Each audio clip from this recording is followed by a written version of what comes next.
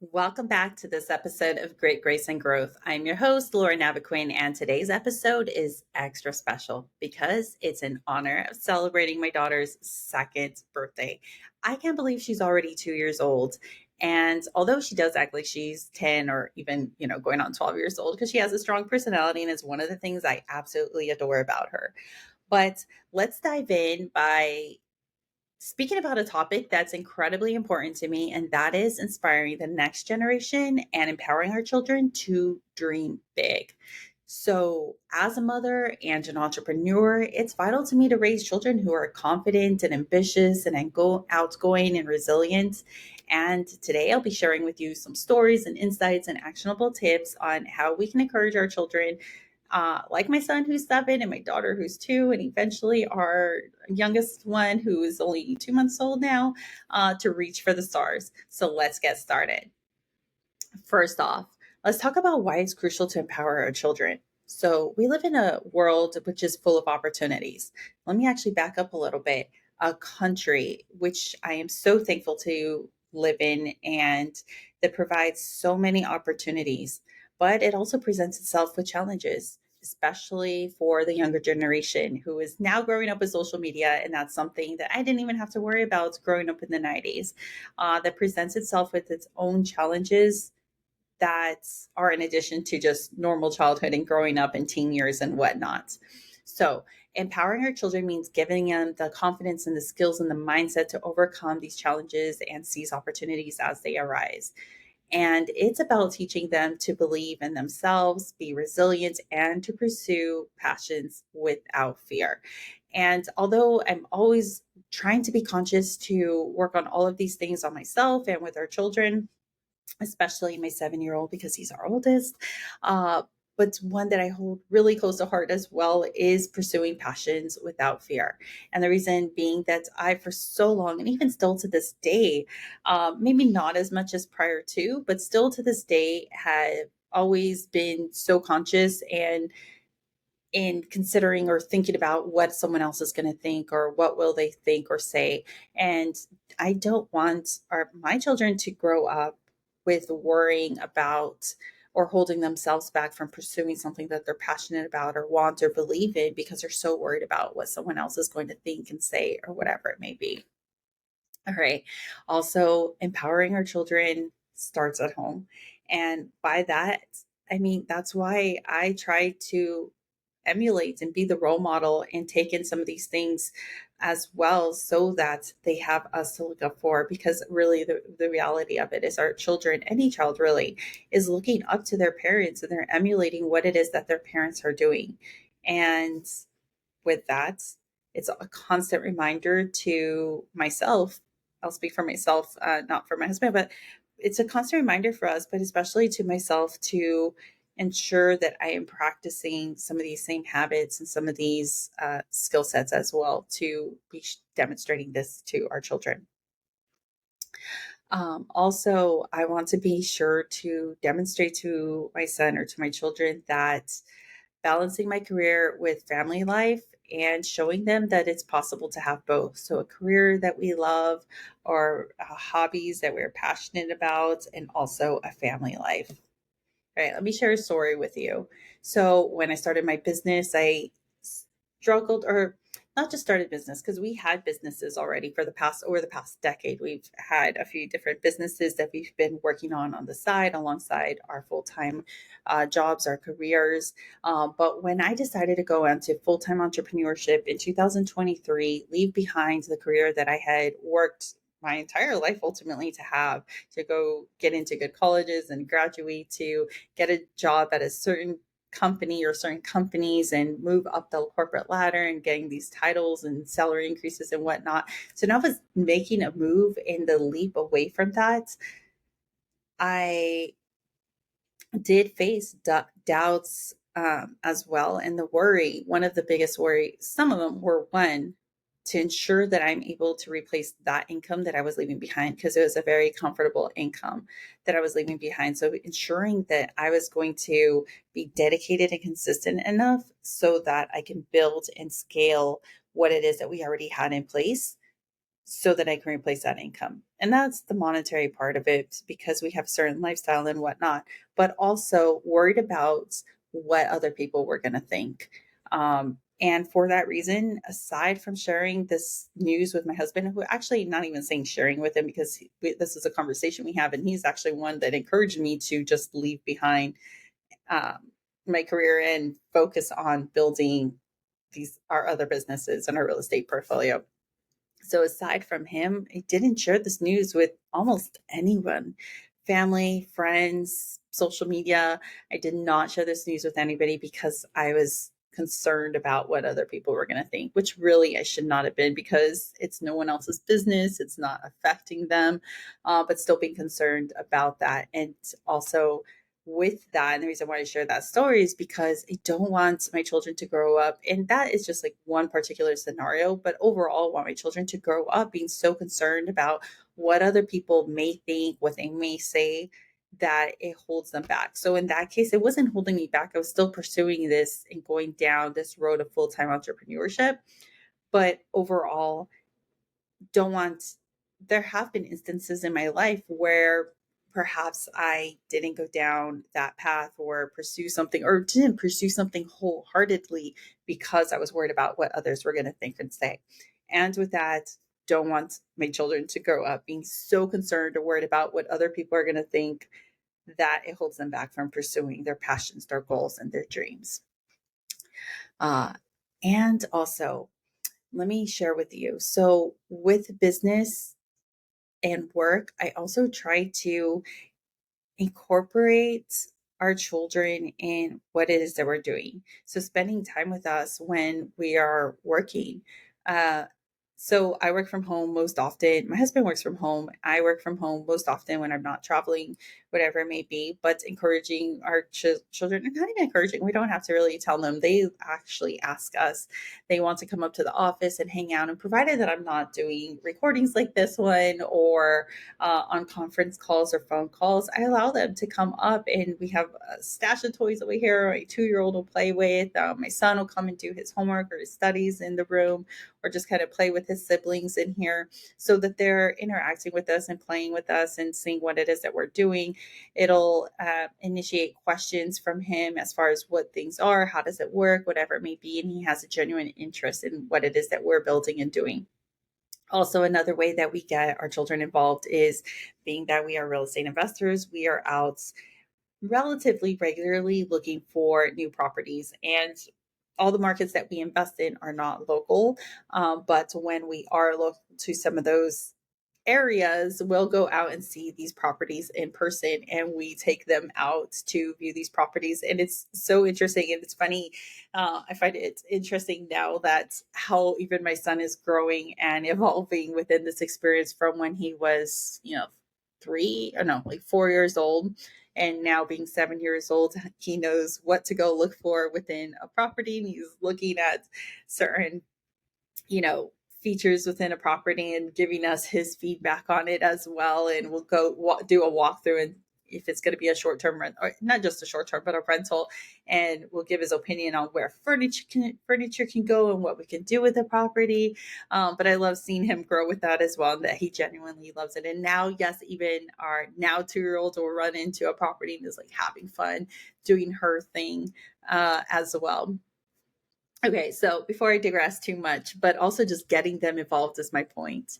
Uh, and so, another thing, building confidence and ambition in our children is key. And so, one of the ways we do this is by encouraging them to try new things and taking risks. So, it's important to let them know that it's okay to fail also. And failure is just a stepping stone to success. What I'm always saying to my son and to students within our community and to anyone really is that I truly do not believe that there is a such thing as failure. The only way to truly fail at something is to give up at it. So, whatever it is that you're pursuing and it didn't work once or twice or whatever it may be, and you just give it up, you're no longer attempting it, trying it, whatever it may be, you give it up entirely. That is failure in my eyes. But if you just didn't meet that goal, maybe you came close to it, but a little shy, or it didn't work out the way you planned, or whatever it may be. I don't see that as failure. It's just a stepping stone. And what it really is a lesson. It's a lesson to you as far as what didn't work, and gives you the ability to look into that. Why didn't it work? What about it didn't work? What do I need to do next time to reach that goal next time? What can I do differently? So they are lessons. They are not failures. And so also for my 7-year-old, I know I'm talking about my 7-year-old a whole lot, although this episode is dedicated to my daughter for her birthday.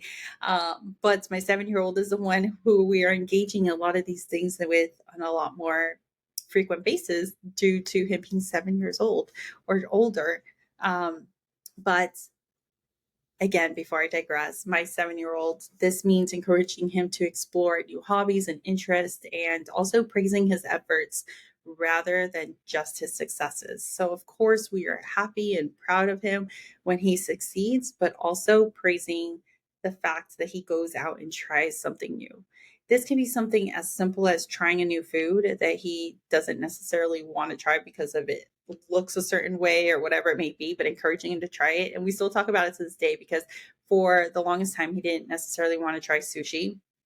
And now it is his favorite food. Yes, even over pizza, it's his favorite food because one day we had gotten him some shrimp. He loves shrimp, got him some shrimp, something with shrimp, but I don't remember what it was. And he tried it and he loved it. And ever since then, he's explored so many other types of sushi and sashimi and whatever it may be, but he tried it and he loves it. And again, that's the concept that we encourage him with, trying other foods and now even sports or extracurricular activities at school, going out and trying new things, which he's super excited about this fall because he's going to be joining a cooking class because he loves the art of cooking. But he's going to be joining a cooking class and meeting new students and learning new techniques and kitchen etiquette, and he's so excited about it. So I'm genuinely excited for him for trying that and going out for that, and also going out for pickleball. So getting into a sport and practicing, teamwork and just everything that goes along with the sports there. And for my 2-year-old, it's also about celebrating her curiosity and early achievements and providing a nurturing environment where she feels comfortable and to explore and to learn. So when of course, she's only 2 years old, and the world is a lesson to learn for her. It's a lesson for so many lessons out there for us all to learn, but especially being a 2-year-old. But when she discovers something new or achieves a new task or whatever it may be, cheering her on and celebrating those small steps. And for her, they're not even small, they're significant. But that encourages her to go out and believe in herself and to attempt new things as well. And I hope that that just continues to encourage her to try new things as she gets older. And so another important aspect of this is setting goals together. So with my son, we often discuss what he wants to achieve, whether it's in school or through his hobbies. And for my daughter, it's more about guiding her to develop and creating an environment where she can grow and explore with her interests. So taking the things that she's interested with and creating those opportunities for her. So by supporting our children's passions, it's crucial for their growth and their happiness, but it's also important to listen to their interests and encourage them to pursue what it is that they love. So this might mean signing them up for classes or helping them find mentors, or simply by providing them the time and space for them to explore these interests. And I think a perfect example, there's two great examples of this. One being cooking. My son loves cooking and has a genuine passion. He's always watching the cooking shows, wants to volunteer and help out in the kitchen. And between my husband and I, yes, we can cook. We will make dinners and breakfasts and meals at home, but I don't normally have an interest to go out and try a whole bunch of new recipes or spend hours in the kitchen. Unless maybe it's a special holiday or events like Thanksgiving, but he genuinely loves it. And so by being able to give him the opportunity to sign up for this extracurricular activity at school so that he can have access to that, and encouraging him to go out there and do that and giving him that environment to pursue his passion. Also, he has a love for music and dance. So We want to make sure that we're providing him the instruments that he needs, encouraging him to take the music classes and celebrating his performances. And he, is playing violin and guitar. He is just such a natural when it comes to music and picks up sounds. So, of course, now he's learning to read music, but even prior to being able to hone into it by sounds, by ear. And then going back to my 2 year old, it's about engaging in her musical play and dance. So fostering her love for these activities as well early on, because when brother's practicing or we're listening to music, she loves picking up the microphone and singing away. Although we can't always understand what she's singing about, but singing away and dancing around and laughing and supporting her with her love in music and the arts as well. Again, by supporting their passion also means being there for them, cheering them on, providing them constructive feedback. And so, with that, what I mean is, of course, it's about cheering them on and encouraging them to continue pursuing their passions and their interests, but also when being able to provide them constructive feedback as well, so they can continue to grow and get better and grow overall, and being their biggest supporter and helping them navigate the ups and downs of their own journeys. Let's segment here or move over to another lane here. So, creating a supportive environment is essential for empowering our children, as I've already mentioned. This means fostering a home, and environments where they can feel safe and loved and encouraged to express themselves. It also means surrounding them with positive influences, including friends and family and mentors. And I'm always reminding my son that no matter what it is, even if it's something he got in trouble for at school, which doesn't happen, but even if it was something or something that he thinks he may get in trouble for, not to be too afraid to talk to me. He can always talk to us about anything with questions and share things with us, but creating that safe space or that environment for him to feel comfortable talking to us.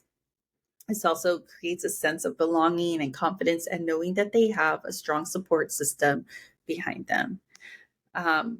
Another thing with my son, with this and creating this comfort of him talking to us and knowing that he has us to always come to, by discussing his goals and celebrating his achievements. And for my 2 year old, this is more about providing a loving, encouraging space where she can explore and develop her interests.